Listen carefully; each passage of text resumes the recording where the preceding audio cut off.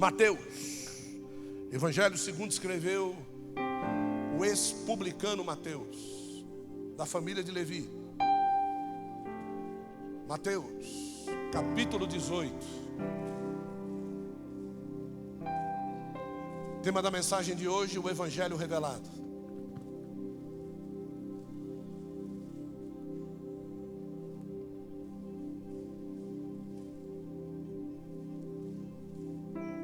Mateus 18. Aquela leitura que já te faz entender.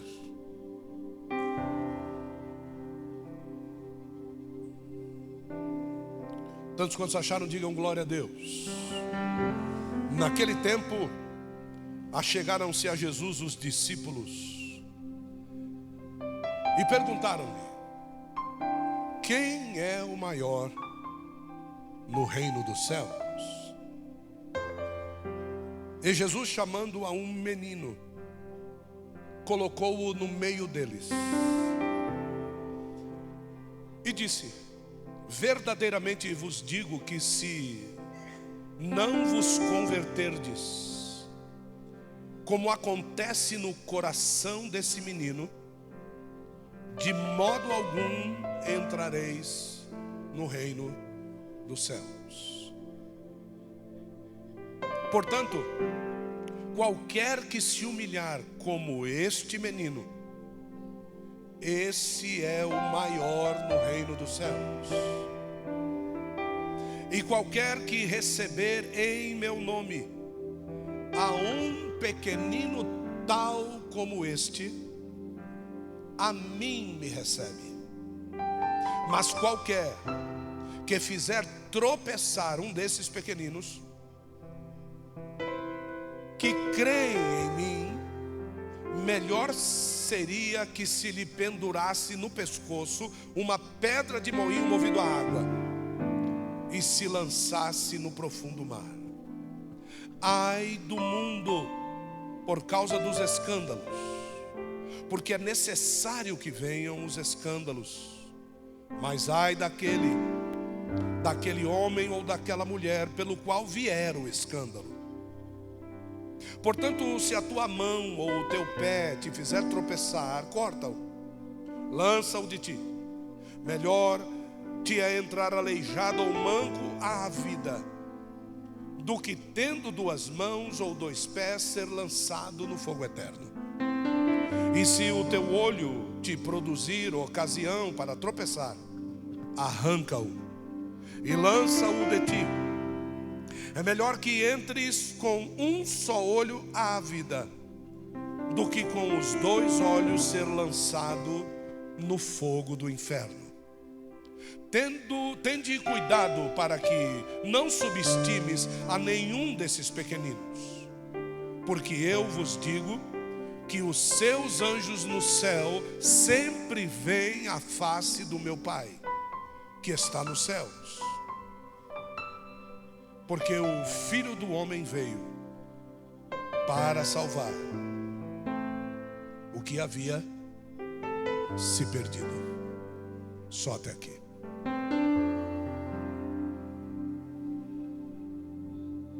A minha pergunta principal nesta noite, talvez seja a pergunta que muitos estão fazendo dentro de si: quem é esse menino?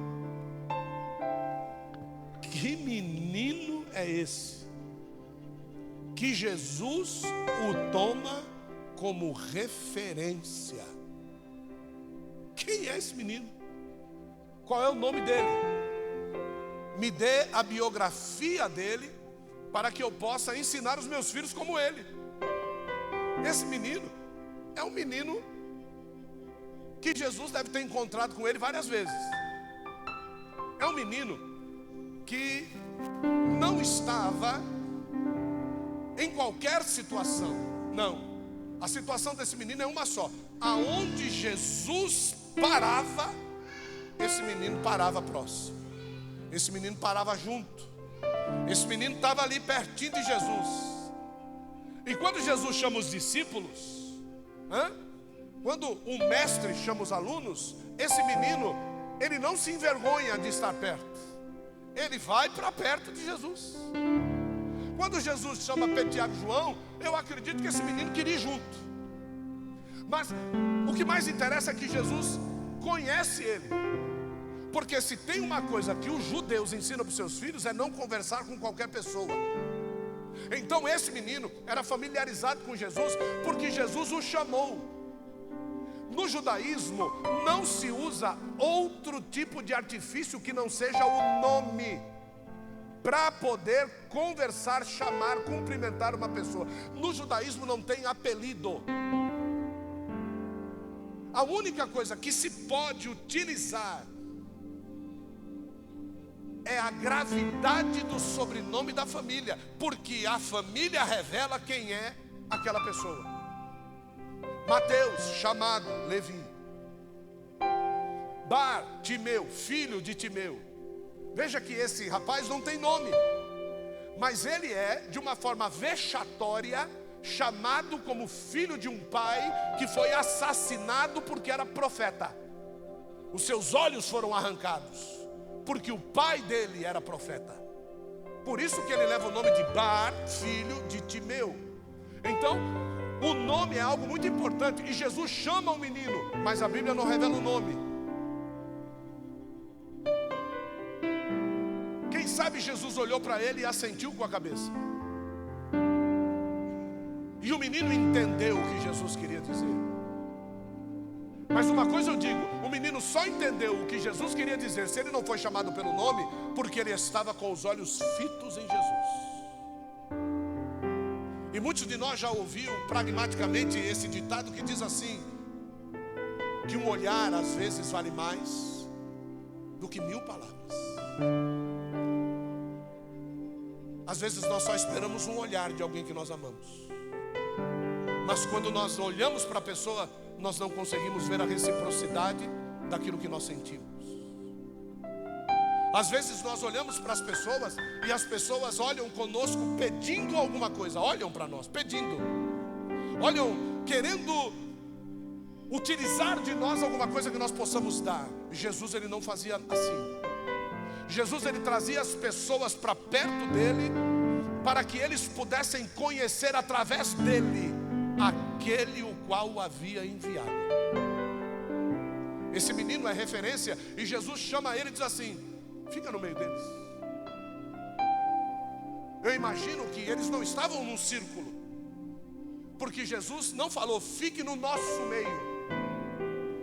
Jesus disse, fique no meio deles. Então, o posicionamento era de questionamento. Posicionamento de questionamento é o seguinte: eu estou aqui e você fica na minha frente me questionando. Esse era o posicionamento dos discípulos.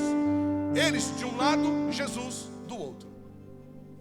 E Jesus, ele não se medrava com esse tipo de posicionamento. A melhor posição que nós devemos estar quando ainda não conhecemos Jesus é nesta posição, de questioná-lo, porque ele vai ter todas as respostas que nós precisamos. O meu problema é quando eu acho e não questiono. Eu faço como Lúcifer, o luzeiro, fez. Eu tomo as minhas decisões através das minhas conclusões e acabo perecendo por causa disso.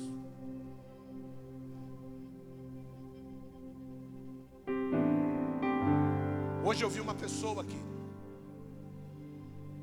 Eu olhei para essa pessoa estava olhando para o templo.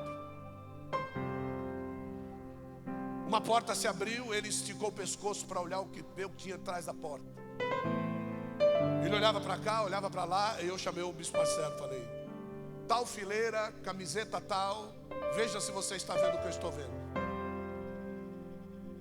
Quando houve um assentimento da cabeça, eu disse assim: eu vou orar. Jesus, arranca ele daqui. Se você procurá-lo aqui agora, ele não está mais aqui.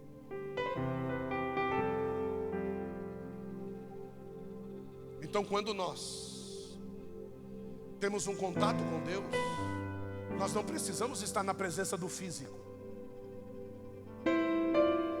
E quando ele envia anjos, eu não preciso ver o anjo. Ele simplesmente me ouve e atende ao meu clamor.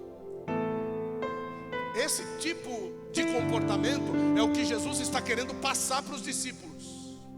Jesus pega o menino e coloca no meio dos discípulos. Jesus tira o menino do lado dele e coloca o menino do lado deles, no meio deles. E aí Jesus agora começa a confundi-los, porque Jesus diz assim: quem vai entrar no reino de Deus é quem foi igual a esse menino. Então todo mundo que estava de costas para o menino fez o quê? Virou as costas para Jesus e olhou para o menino. Agora Jesus chegou onde ele queria, que o reino de Deus tem um polo de atração e todos estão ao redor dele. É isso que você precisa entender. Reino de Deus não é uma turminha aqui, uma turminha lá. É um polo de atração e todos ao redor dele. Isso é reino de Deus. Se não for assim, se tiver alguém de lado, de costa, não é o reino de Deus. E aonde houver essa pessoa, existe uma brecha que vai ser sanada. Ou essa pessoa vai se converter, que é o que Jesus disse: se vocês não se converterem como o coração desse menino. O que o coração desse menino era? Diga, obediente. O que os ouvidos desse menino faziam? Diga, ouvir Jesus. Se vocês não se converterem como o coração dele, vocês não verão o reino de Deus. Então agora esse menino passa a ser o centro das atenções. E Jesus começa a falar algumas coisas para eles. E o menino lá quietinho lá no meio. O menino agora, e você sabe que criança não gosta disso quando ela é humilde. Tem crianças que querem puxar para ela toda. Você já conhece crianças assim? Hã? Mas tem criança que quando você coloca ela para uma pessoa olhar para ela. E o que Jesus estava dizendo é: vocês precisam ser que nem.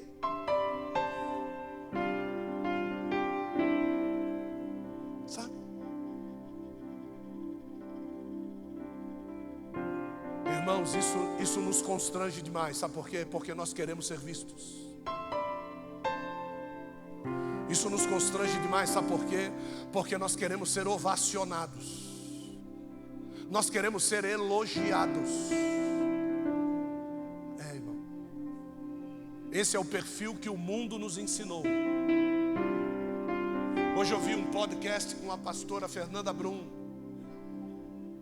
E uma moça perguntou para ela assim: você tem um corpão desse e você não mostra o seu corpo? Por que você não mostra o seu corpo? Ela disse assim: porque o meu corpo pertence a dois grandes homens. Você tem dois? Tenho. Eu tenho Deus e eu tenho o meu esposo. E o meu esposo representa o meu Cristo. Então eu não mostro o meu corpo para que olhos sejam sedutores sobre aquilo que não me pertence mais. Porque eu dei o meu corpo para que Deus o tivesse. E na resposta, Deus me deu o Espírito dele para morar dentro de mim. Imagine, eu, uma cristã, com o Espírito Santo morando dentro de mim, usando as minhas curvas, usando o meu corpo para seduzir outros homens e fazê-los tropeçar. Aí a outra diz: mas eu gosto de um like, eu gosto de um coraçãozinho, eu gosto. Aí a Fernanda disse: essa é a nossa diferença. Você acabou de dizer a nossa diferença. Eu sirvo a Deus e você serve a você mesmo. O que Jesus está dizendo é: deixe de servir a você mesmo e seja obediente como esse menino. Deixe de fazer os seus projetos e pergunte para o menino qual é o sonho dele. O sonho dele não passa de 3 meses. O sonho dele não passa. E se esse menino é um menino de Deus, eu quero que meu pai tenha saúde, eu quero que minha mãe tenha saúde, eu quero que meus irmãozinhos tenham saúde. No último ele vai pedir alguma coisa para ele. Os outros que gostam de serem atrativos, os outros que gostam de ser ovacionados, vão pedir coisas para ele. E por último, se lembrar, vai lembrar dos pais. Jesus ele está nos dando uma verdadeira lição aqui de um reino revelado. As pessoas mais simples e serviçais desse mundo serão os maiores no reino de Deus. Quanto mais eu sirvo aqui, maior eu serei lá. Mas eu não sirvo aqui para mostrar que eu estou servindo. Eu sirvo aqui porque eu amo. Independente de quem seja, eu amo a quem eu estou servindo. Quando você está servindo uma pessoa, você ama a ela, você não ama a Deus.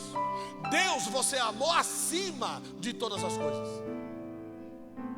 Quando você vai ajudar uma pessoa, quando você vai se colocar diante de uma pessoa, quando você vai se posicionar diante de uma pessoa para ajudá-la, é porque você a ama. Um vínculo de amor foi criado antes de você ajudá-la. Você não ajuda para depois amar. Não, você ama primeiro para depois ajudar. E quem ama não busca o seu próprio interesse. Quem ama, perdoa. Quem ama, você já sabe tudo isso. Então veja o quão pouco parecidos com esse menino nós estamos hoje. Porque o vínculo do amor, ele tem fugido de nós. Aquele que é serviçal, aquele que é... Quando Jesus disse, vou lavar os pés de você, Pedrão já dá, o meu não. Que jeito nenhum, o meu não. Jesus ouviu todo o discurso de Pedro. Jesus não interrompeu o discurso de Pedro. Jesus esperou Pedro acabar a falácia dele. E Jesus disse assim, tudo bem, Pedrão, se eu não lavar o teu pé, eu não tenho parte contigo. Olha só, Jesus não disse para Pedro, você não tem parte comigo. Não. Jesus disse, eu não tenho parte contigo. Certo?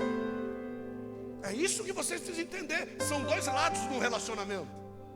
Você às vezes diz que ama a Deus, mas as suas ações fazem com que Deus não te ame. Deus não te suporte. Deus te rejeite. Deus te mande para longe. Deus te prove no deserto. Deus arranque tudo que você tem. Não é porque Ele é um Deus sagaz. Não, é porque Ele é um Deus que te amou primeiro, enviou o Filho dele, morreu por você na cruz, arrancou o seu nome da lista do inferno. Você disse que veio para a igreja, foi batizado nas águas, recebeu o Espírito Santo e vive nessa... que você vive por aí. Vivendo a vida que você quer, fazendo o que você quer, indo para onde você quer, falando palavrão o dia todo, menosprezando as pessoas, xingando as pessoas, não perdoando as pessoas. Então você vive assim. Então vai chegar uma hora que o próprio Deus vai dizer, chega. Como ele disse para Saul, amei Jacó, odiei Esaú. Agora você vai dizer que Deus não deu chance para Esaú? Deu. Deixar Esaú com fome, sem caçar, durante o período da sua caça, era uma chance que Deus tinha dado para ele. Ele não precisava vender a primogenitura, ele só precisava pedir um favor para o irmão. E às vezes você tem dificuldade de pedir favores. Sabe por quê? Porque você se vê como superior. E quem é superior tem dificuldade máxima de servir e de pedir favores. Ou eu estou enganado? Repense. Repense. Olha só o que diz aqui. Quem mais serve neste mundo, mais autoridade terá no reino. E ele continua dizendo, neste mundo as crianças nunca estão no centro da atenção dos adultos. Neste mundo as crianças nunca estão no centro da atenção dos adultos. Sabe o que nós fazemos? Temos lá os nossos filhos pequenos, amor, e vamos fazer uma visita. Antes de sair de casa, eu pego o meu filho e digo para ele, se você fizer bagunça lá, eu te arrebento. Viu? Você já sabe como é que vai ser o negócio. Por quê? Porque o centro da tua atenção é quem você vai visitar, não é as crianças. E agora? Como é que nós faz? Como é que nós faz? Se aonde eu for, o centro da atenção tem que ser quem? As crianças. É as crianças. Mas apóstolo, é difícil assim? Não é difícil. Eu nunca precisei dizer para o Samuel, ou para o Lucas, ou para o Bruno, que se eles não ficassem quietos, eles iam apanhar. Nunca. Nunca, irmãos, nunca. Hoje nós vemos manifestações esdrúxulas de crianças, porque elas aprenderam que elas podem fazer escândalo quando tem outra pessoa perto, mas elas não fazem escândalo quando o pai está sozinho com ela. Aí o que Deus diz? Quando você quiser conversar comigo, entra no teu quarto e fecha a porta sobre. Vai ficar só nós dois. Eu quero ver você fazer escândalo. Quero ver. Esperneia porque eu não te dei alguma coisa. Esperneia porque eu fechei a porta do teu emprego. Vai, esperneia. Aí sabe como é que você chega na presença de Deus? Humilde. Você chega de joelho chorando. Você chega falando baixinho diante de Deus. Porque Deus sabe como tratar aquele que se faz criança. Quando nós vemos um adulto fazendo besteira, você fala, parece uma criança. Irmão, se você entendesse o que é parecer com uma criança, parece uma criança mal educada. Agora uma criança de Deus é referência. Viu? Criança de Deus é referência. Criança de Deus é obediente. Criança de Deus é cheia do Espírito Santo. Criança de Deus quer ir para a igreja. Eu não vou para a igreja hoje não. Criança de Deus é assim, irmão. Criança de Deus carrega a Bíblia debaixo do braço. O pai carrega celular. A criança carrega a Bíblia. Criança quer sentar na frente. Os pais ficam aqui, moleque. Vamos sentar aqui atrás. Criança não vê a hora de chegar o culto dela da escolinha. Os crentes não vê a hora de ir embora. Quando acaba o culto, os crentes estão tudo assim. E as crianças correndo alegre, de um lado e para o outro, assim para baixo. É isso que Jesus está dizendo. Se você não se converter como essa criança, se você não inverter os valores do teu coração, se você não se tornar a menor. Olha só, presta atenção.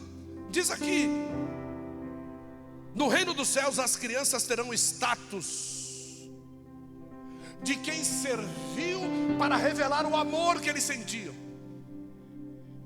Quem serve para revelar o amor não serve buscando alguma coisa em troca. Lembram do bom samaritano? Serviu para revelar o amor, irmãos. O que é que o judeu caído no caminho pagou para o bom samaritano? Eu não vou pregar numa igreja por causa da oferta. Não vou. Não adianta. Não adianta tentar me convencer que eu mereço. Não adianta tentar me convencer que o salário do obreiro tem que ser pago. Não tente convencer. Quando eu parei de trabalhar, eu não parei de trabalhar pensando no que eu ia ganhar. Primeiro, que a igreja não pagava nem o aluguel dela. E foi nesse momento que Deus mandou eu parar de trabalhar.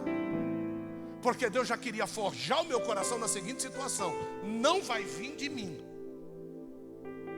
Já fica esperto aí. Não vai vir de mim. E se teve um período que eu não fui convidado para pregar, foi no período do meu deserto. Ninguém me chamava para pregar, irmão. Não vi, mas não vinha. Por quê? Porque Deus estava tratando comigo. E você precisa entender o tratamento. Se você não passar bem pelo deserto e vencer o diabo no deserto, não vai ser na cidade que você vai vencer ele. Não vai ser no meio das atrações que você vai vencer ele. Não vai ser no meio dos passeios que você vai vencer ele. Se Deus nos conduz ao deserto, é porque Ele quer que os seus olhos não enxerguem nada mais do que deserto. É isso. O deserto foi feito para você ver o quê? Deserto. Nada. E aí o diabo chega para Jesus e quer mostrar o que para ele? Tudo. Quer mostrar a cidade, quer mostrar os reinos. Por quê? Porque Jesus foi conduzido para não ver nada. Quando Deus nos prova, Ele nos prova para a gente não ver nada. Presta atenção, você não vai ver luz no fundo do túnel, você não vai ver porta aberta, você não vai ver Cicinho bem presente naquele momento da tribulação. Não, você não vai ver nada, irmão, nada. Porque você tem que confiar somente no Senhor. Então, a criança é assim. A criança, a primeira coisa que faz, duvideodó. Deu videodó, duvido. Duvido que a mãe que engravidou, preparou o quartinho do seu filho, comprou aquela cama linda, aquele protetor de batedor de cabeça, apesar de ter umas crianças que nascem desse tamanho, que ela já nasce já com airbag. Coloca ele no travesseiro, ela já encaixa no berço. Tá rindo, por quê? Não é pra rir. Aí a mãe preparou o quarto, aquele negócio todo, presta atenção, hein? Mãe preparou o quarto e aquele, como é que é o nome daquele negócio que fica pendurado assim? Não, que mosquiteiro, que mosquiteiro. Aquele negócio fica com os negocinhos pendurados. Como é que é? Mobile. Que mosquiteiro, nada. Você vai botar mosquiteiro, compra aqueles negócios que fica emitindo som, os pernilongos, é tudo duro. Vai botar um negócio de velho em cima da criança. Para com esse negócio. Aí preparou todo o quarto, bonito. Aí chega a mãe, né? Com a criança que parece aquele feijão enrolado, né? Em casa. A criança vai dormir aonde? Ué, mas não preparou o quarto da criança? Sim ou não, gente? E aí preparou o quarto, né? Aí chega a hora que a criança começa a dar aquelas bicas, né? Pá! Pá! Aí pega a parte baixa do... Aí o marido fala, não, essa criança não pode dormir aqui. O que a mãe faz? Pega o berço e leva para onde? No quarto. Certo? Então, se você tem essa cabeça, você quer obedecer Jesus como? Se você sabe o que é certo e quando faz o... Você sabe o que é certo. Você sabe que hoje tem aqueles negócios que você põe lá quando a criança chora. Você está vendo a criança, uma babá eletrônica, você sabe disso. Mas ele precisa de mim, não precisa nada. Ele passou 9 meses vivo na tua barriga, você não fez nada por ele, você só comia. E vou dizer, comia muito, irmão.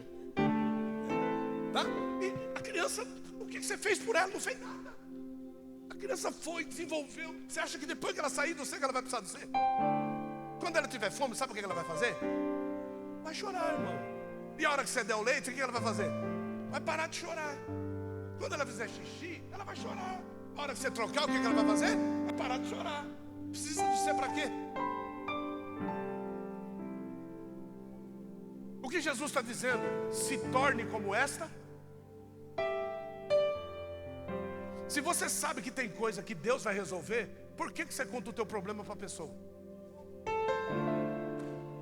Ela vai te ajudar no quê? Sinceramente, ela vai dizer assim, você pode deixar que eu vou orar. Ora.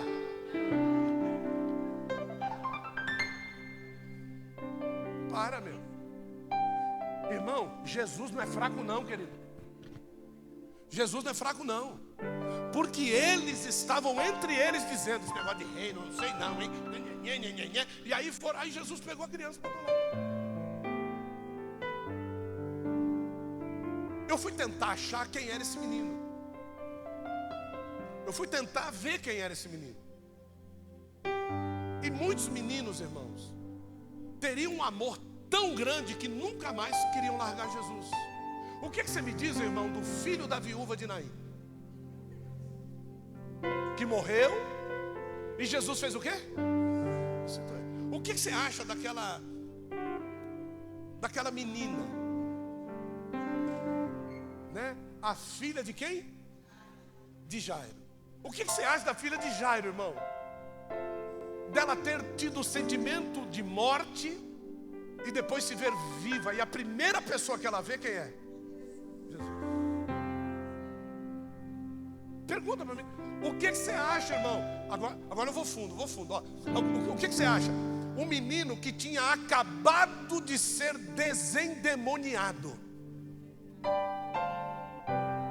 E logo depois dessa passagem, um menino que está perto dele é chamado para ir para o centro. Jesus tinha acabado de descer do monte da transfiguração. E logo depois você vai ver. E estando eles questionando a respeito do reino de Deus, Jesus chamou o menino. Quem seria esse menino? Pode ser que seja aquele que foi liberto, que estava ali agora com um coração puro, não mais influenciado por Satanás, porque Jesus expulsou o demônio do menino. Então isso me traz a conclusão que alguns dos nossos filhos podem estar o quê? É difícil falar, né? Mas teve uma mulher que não teve papa na língua. Ela chegou para Jesus e disse: a minha filha está miseravelmente endemoniada, e eu não tenho condição de resolver a situação dela. Dá para você quebrar o galho, Jesus? Dá para você ir comigo? Dá para você mandar uma palavra? Faz qualquer coisa, eu não aguento mais. E às vezes a gente vê os comportamentos esdrúxulos dos nossos filhos, e a gente joga para outras pessoas: não, faz assim por causa de fulano, faz assim por causa de Beltrano. O filho é teu.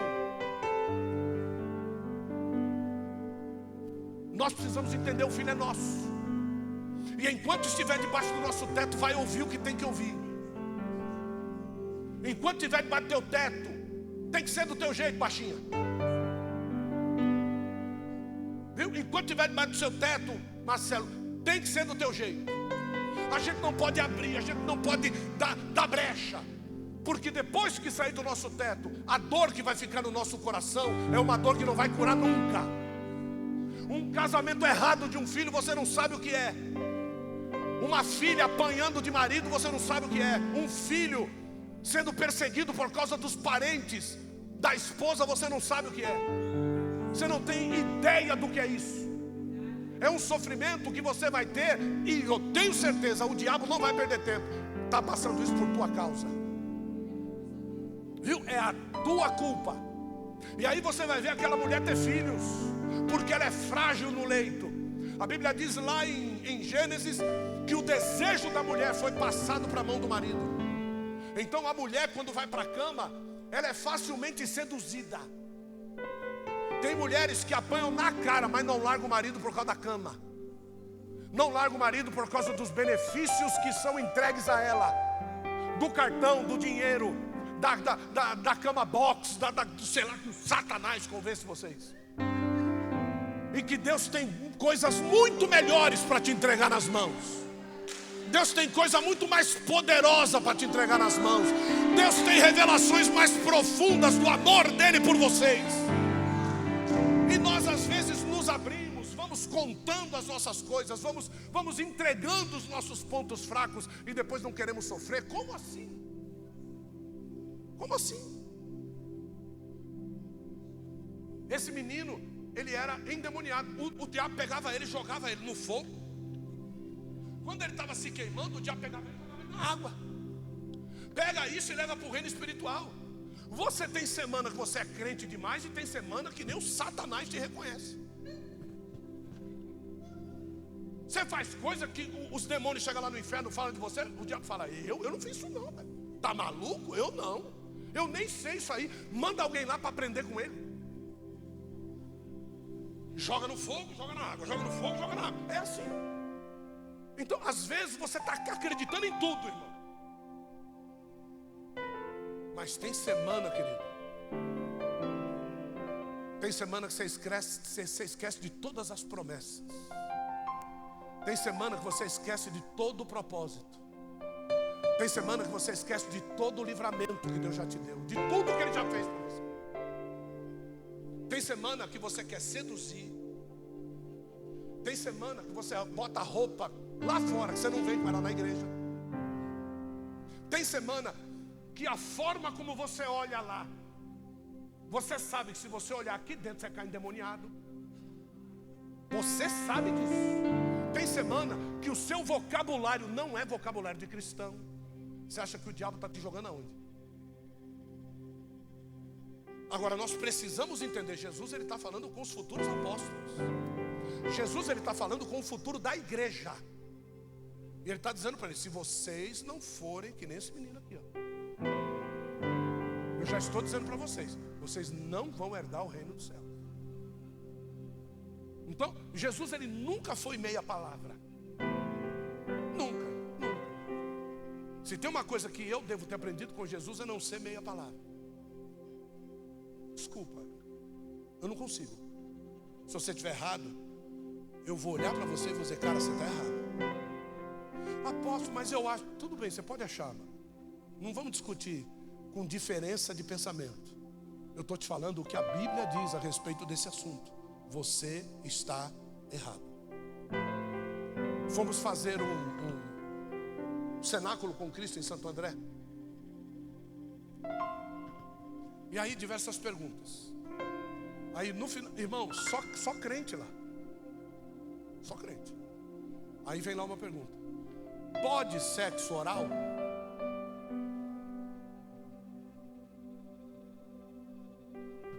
Com qual dos lados você vai observar essa pergunta? Do lado de quem é menosprezado pelo sexo, ou do lado de quem gosta do sexo? Qual é o lado que você vai olhar? Porque você pode simplesmente dizer: nossa, que safadeza. Isso não deve se perguntar numa igreja. Tá, mas espera aí. Eu quero saber o seguinte: às vezes eu gosto, mas a pessoa que está comigo faz porque ensinaram ela que ela tem que fazer o que o marido dela quer. Mas a Bíblia não diz isso. Agora, qual é o outro lado? Eu não gosto de oferecer o sexo oral, mas a pessoa que está comigo gosta do sexo oral. Então a mulher que gosta, não é o marido que gosta. Mas o marido faz aquilo porque ensinaram ele errado a fazer. Só que Jesus falou dos eunucos. Há eunuco que nasce eunuco, há eunuco que se faz eunuco, e há eunuco que se faz eunuco para que a obra de Deus seja executada na vida dele. Então você precisa se posicionar. Não é o fato de gostar ou não gostar, é o fato de saber o que Deus quer. Certo? Você quer saber se pode ou não pode? Vá para o encontro dos homens. Eu vou te dar uma surra lá. Eu vou dizer para você como é que funciona o corpo humano. Se você não sabe, eu vou te explicar como é que funciona. A tendência nossa é buscar o que nós queremos. Só que Jesus está dizendo para eles o seguinte: se torne como essa criança. Pegue essa criança como teu professor e pergunte para ela: como é que você faria? E a criança vai e te responde. Como é que você faria? E a criança vai e te responde. Mas não pergunte para uma criança endemoniada, porque a porta espiritual de abertura para a vida da criança, quem abriu foi você mesmo. Você abriu a porta. Você permitiu que o mundo entrasse dentro da sua casa. Você permitiu que eles vissem o que não deveriam ver, que eles ouvissem a quem eles não deveriam ouvir. Jesus ele continua dizendo ainda, já vou terminar. Jesus ele continua dizendo ainda assim. Verso 3, por favor. Isso. Olha só o que diz: em verdade vos digo que se não vos...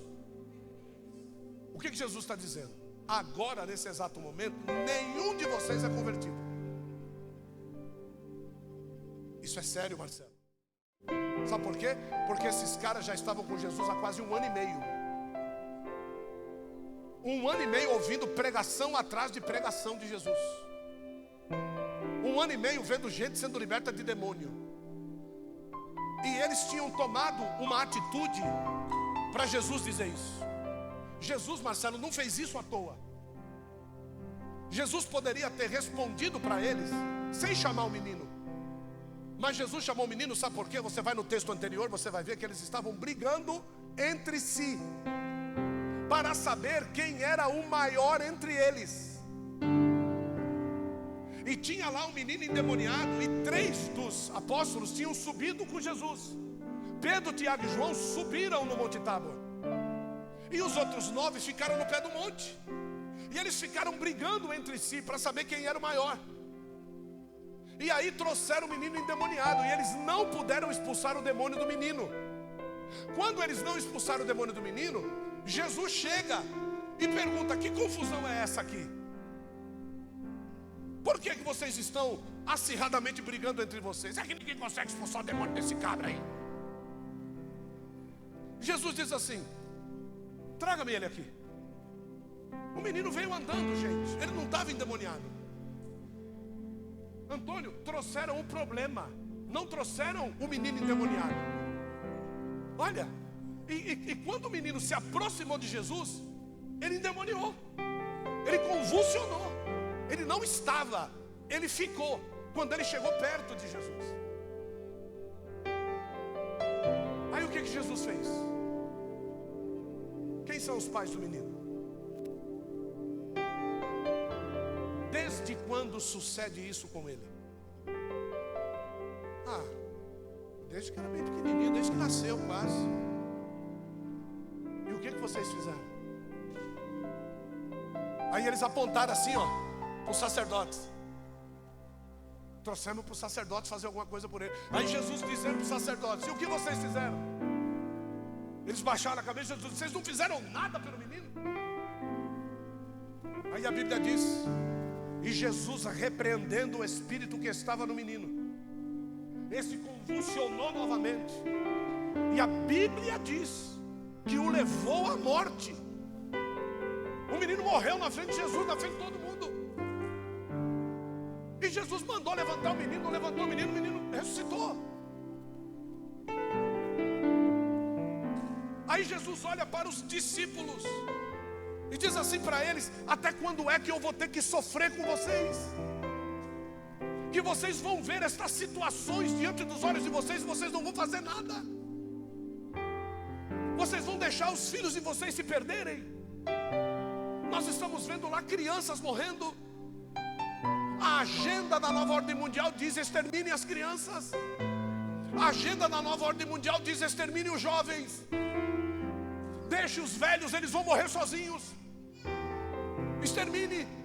E o que eles tiverem que fazer para tirar você da presença de Deus, para desviar os seus filhos da presença de Deus, eles vão fazer. Se eles não conseguem fazer, porque os judeus são ortodoxos, carregam seus filhos aqui, ó, junto aqui. Carregam os filhos para dentro da sinagoga. É Shabat, é festa, é tudo, e os filhos têm que obedecer. Com 15 para 16 anos, esses caras e essas moças vão servir o exército de Israel. A última coisa que eles fazem antes de ir para o campo de batalha é ir ao museu do Holocausto. Eles vão aprender que 6 milhões de judeus foram mortos porque eles estavam em desobediência à palavra de Deus.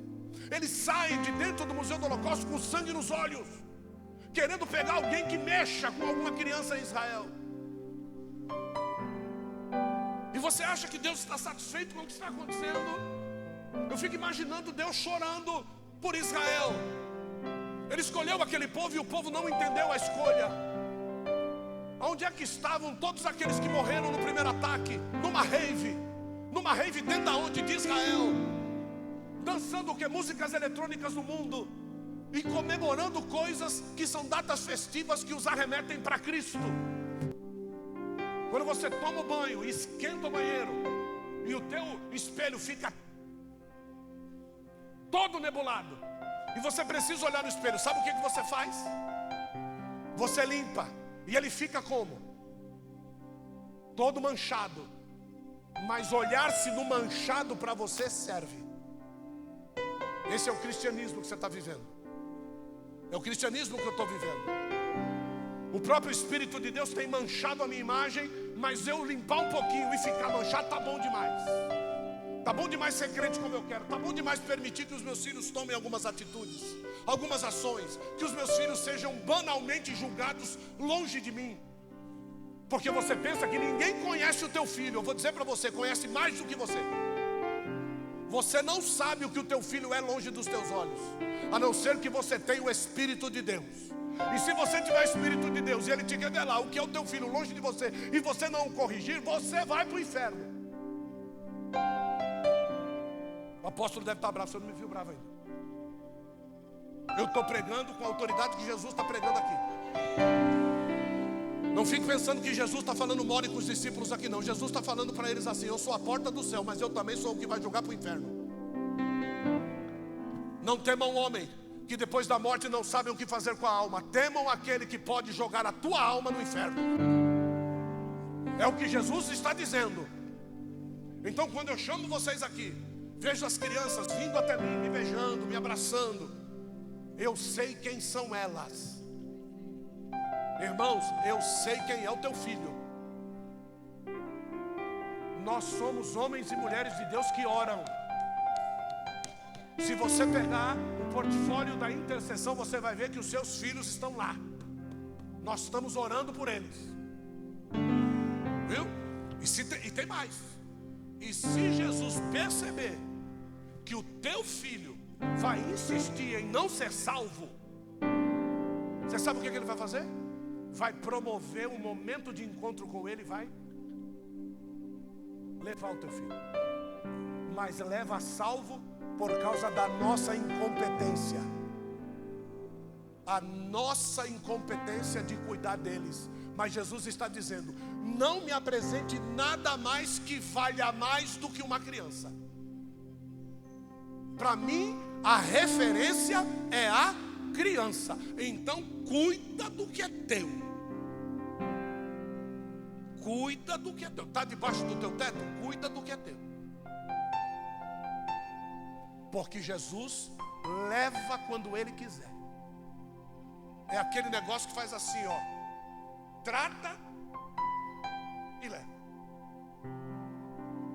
A hora que botar a criança no leite, todo quebrado, e você for falar de Jesus para ele, que você não falou quando ele não estava quebrado. Aí quando no leite, vamos cantar hino, e Jesus, e não sei o que, e papapá, e a criança amolece o coração, aquelas coisinhas do mundo sai tudo. Jesus percebeu, porque sabe que quando voltar para casa, vai continuar do mesmo. Não estou entendendo? Exemplos de crianças que se foram com os pais não convertidos, nós temos um monte. Jesus preparou e Jesus levou. Porque o reino de Deus nunca perde, irmãos. Viu? Vou terminar.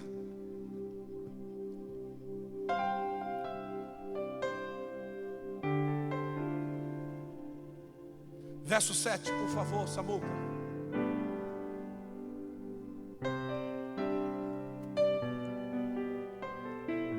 Quero dar os meus parabéns para o Samuca, que fez uma coreografia no hino aqui, maravilhosa. Estava dançando lá em cima enquanto a Tati estava louvando. Estava de olho em você, hein, Samuca? Gostei daquele. Hã? Ficou bom, hein? Só que os braços dele, irmão, parecem uma girafa. Ficou bom, estava de olho nele aqui. Gostei, viu? Benção pura. Menino de Deus, viu, irmão? As menininhas que estão tudo encalhadas aí, ó. Quando vocês crescerem mais, manda o currículo. Tá? Manda o currículo para Gisele. Sabe quando é que você vai casar se você mandar o currículo para Gisele? Vai nada. Ah, bom. Eu falo mesmo, irmão. Cadê o Aías? O Aías está ali. O Aías agora deu agora de ser alterofilista, irmão. Agora ele, o Aías agora é aquele.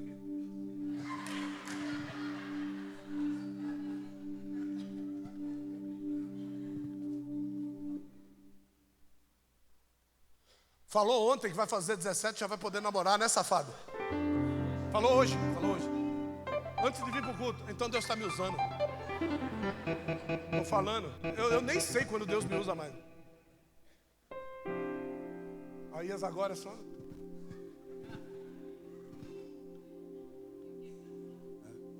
Aías agora mandou um currículo também para ser o novo treinador do Corinthians. Mandou o currículo, agora ele monta time agora. Não, isso aqui, não sei o que, né? Esse é o Aías, irmão. Esse é o Aías. Vamos lá. Presta atenção aqui, ó. Ai do quê? Ele não falou ai da igreja, né? Ele falou ai do quê? Do mundo. Por causa de quem? Dos tropeços. É inevitável que os tropeços venham. Gente, sempre vai ter escândalo. E o pior de tudo, sempre nós vamos ser pegos de surpresa. Mas só que tem um negócio. Olha lá o que está escrito, ó. É inevitável que eles venham, mas ai do quê? Por quem o tropeço? Certo? Então, não é o diabo que põe tropeço. Quem põe tropeço é quem? O homem. Então para de culpar o diabo. O diabo precisa de um homem para poder agir. O problema é eu ter dado lugar para quem? O diabo. Esse é o problema. Certo? Então você precisa parar de dar brecha. Quando você for tratar com os seus filhos, tampa as brechas da tua vida primeiro. Senão, não vai dar para você ver o que você pediu para o teu filho fazer acontecer. Eu peço para o filho não me obedece. Por que o filho não te obedece? Porque na sua vida tem brecha. Então tampa a brecha da sua vida. Tá bom? E aí fala com o teu filho. Ele vai olhar para você e vai ver a autoridade. Só que ele não vai ver a autoridade do chinelo, da cinta, né? Ele vai ver a autoridade de Deus na sua vida. Tá bom? Então, com criança não se grita. A criança grita porque ela já te ouviu fazendo o quê? Gritando. A criança faz cara feia porque ela já te viu fazendo o quê? A criança é mal criada porque ela já te viu sendo o quê? Gente, criança é como se fosse uma esponja. Eu me lembro bem um dia, estava tendo uma apresentação do Racionais em MCs na Zona Leste. O Anderson, chama o Lucas para vir aqui um pouquinho, para ele só aparecer aqui. Eu vou falar algo dele, eu quero que ele esteja presente.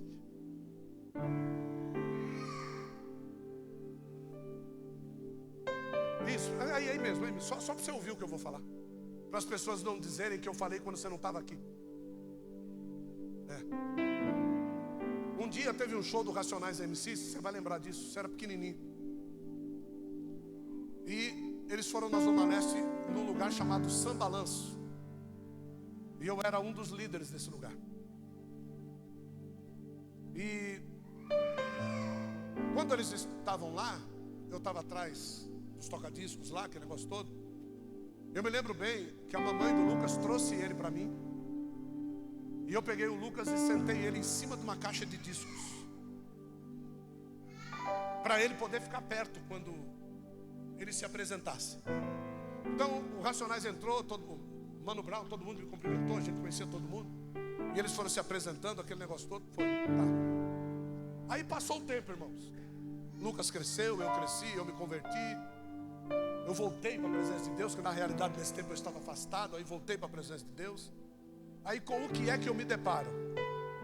Com o Lucas querendo ser a mesma coisa que eu era. Quem foi que plantou a semente na vida dele? Estou contando algo nosso, tá? Que talvez, acho que nem a minha esposa sabe disso. Estou contando agora. E ele irmãos, pense no menino que tinha toda a condição de ser.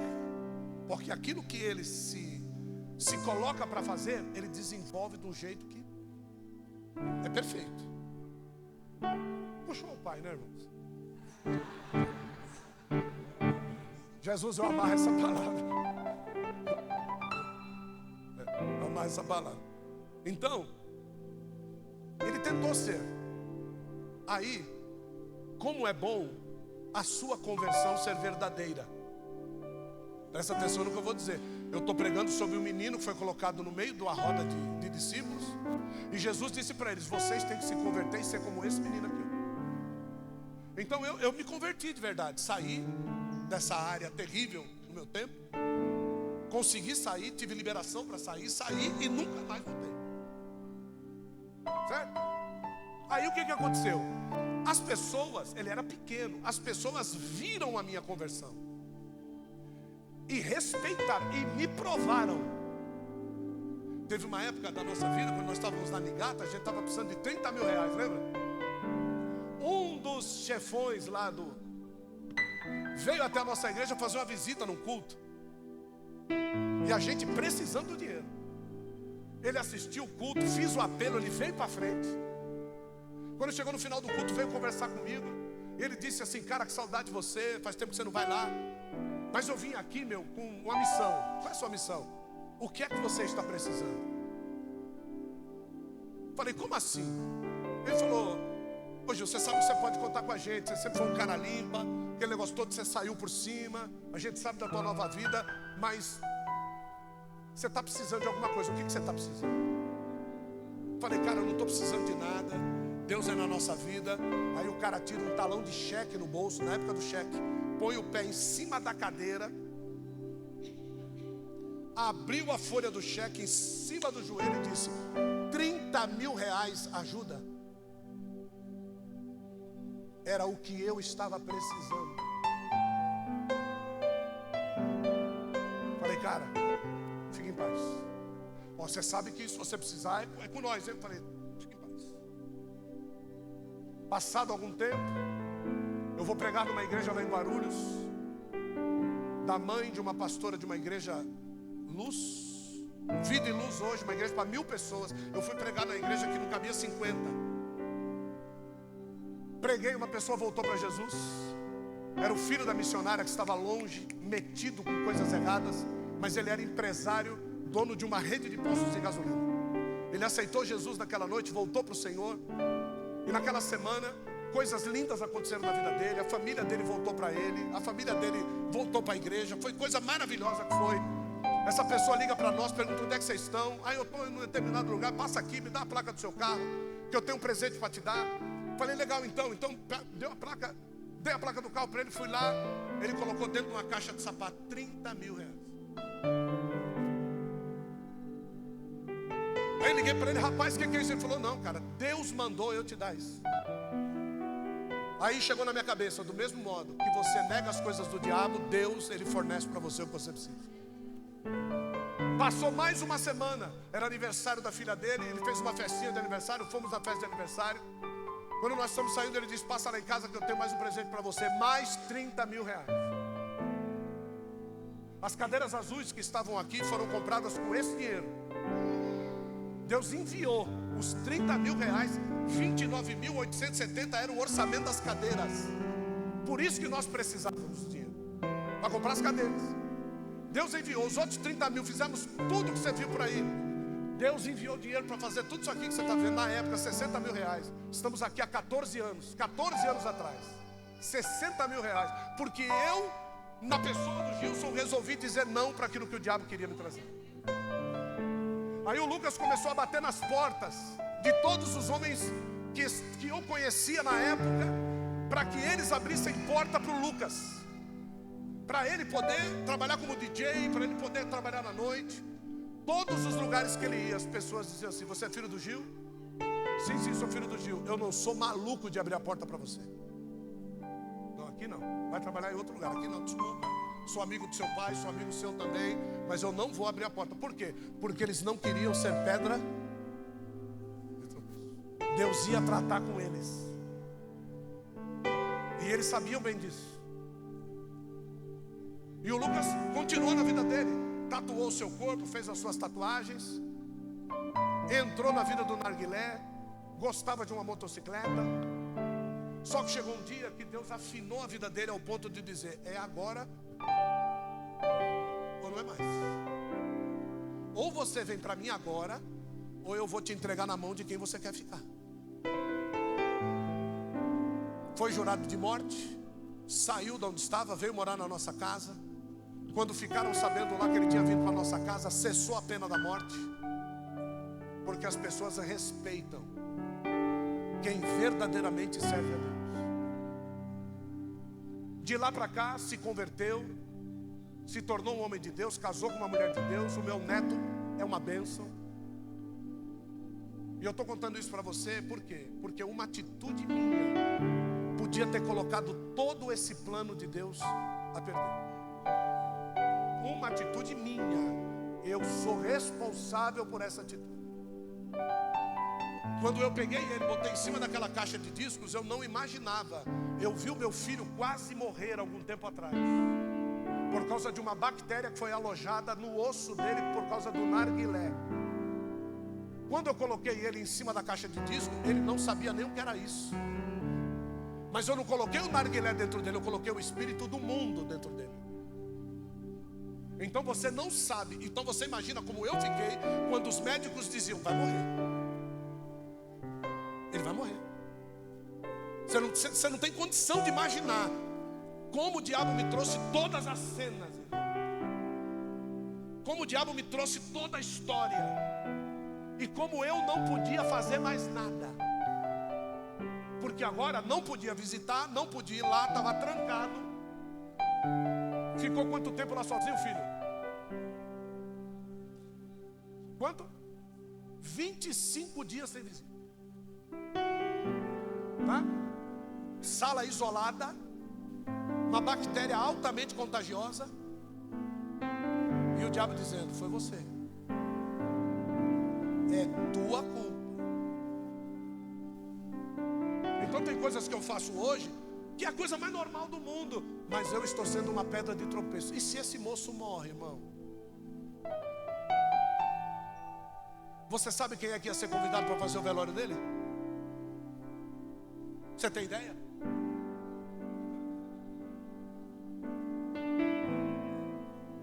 Então, quando eu estou falando isso aqui para você, eu estou falando para você o seguinte: olhe para o seu filho.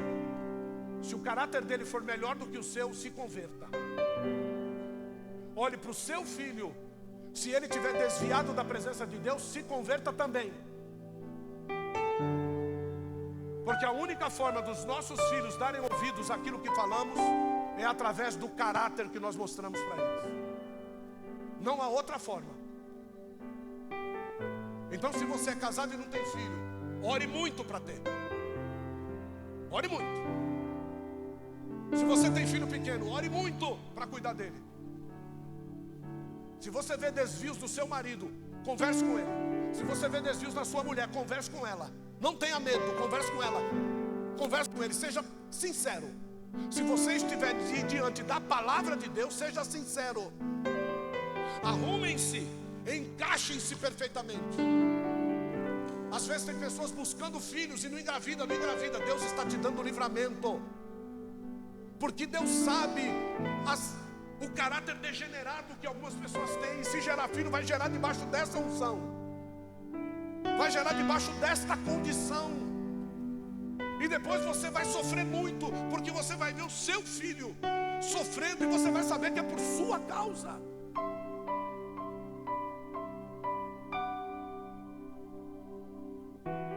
Essa palavra mostra a total dependência de Deus que nós temos que ter, a total dependência de Cristo que nós temos que ter, a total dependência da palavra que nós temos que ter.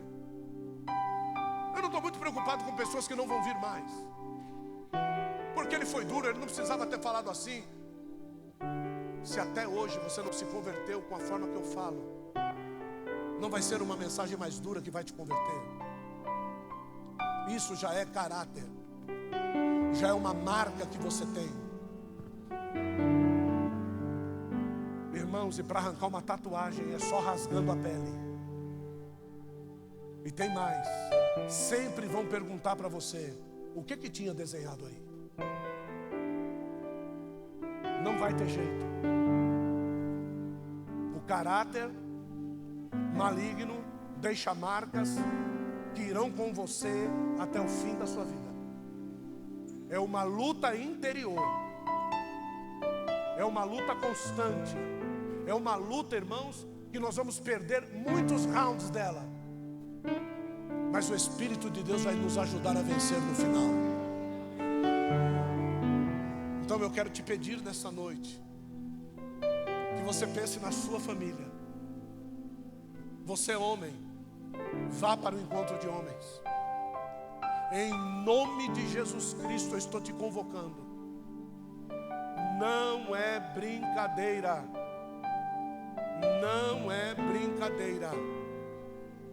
Vá para o encontro de homens, os carregadores do cântaro. Vá. Deus vai transformar a tua vida. Viu? Ele vai transformar. Eu não sei o que o Marquinho vai pregar, não sei o que o Fernando Reis vai pregar, não me importa. Eu sei o que eu vou pregar. E eu tô dizendo para você, quem ouvir a mensagem que Deus me deu vai mudar a vida. Assim como essa mensagem está mudando muitas vidas aqui dentro. Viu? Essa mensagem, tá? Está mudando muitas vidas aqui dentro. Então, em nome de Jesus, em nome de Jesus, tá? Mude a tua história aqui dentro primeiro. Não tenha duas caras, tá? Não tenha duas caras, é uma só. Debaixo de toda esta mensagem, você sabe das suas dificuldades. Sim ou não? Sim ou não? Então você vai levantar do seu lugar e você vai vir para cá. Porque o último verso, volta lá para mim. O último verso, se eu não me engano, é Mateus 18, 17, é isso? 18 o quê? 18, 11. 18, 11. Porque o Filho do Homem veio salvar o que havia. Havia o quê? Ótimo. Só há salvação para você quando você reconhecer o seguinte: estou perdido. Ouviu a mensagem? Ouvi. Estou perdido. Levanta e vem. Só há salvação para você assim. Ouvi, Deus falou comigo, eu estou perdido nesta mensagem. Se essa mensagem é verdade mesmo, eu estou perdido. Eu sou uma pedra de tropeço na vida do meu filho, ou eu sou uma pedra de tropeço na vida dos meus pais. Certo? Ou eu sou uma pedra de tropeço para quem quer que seja. Você precisa levantar do teu lugar e vir para cá. Nós vamos orar por você. Vem.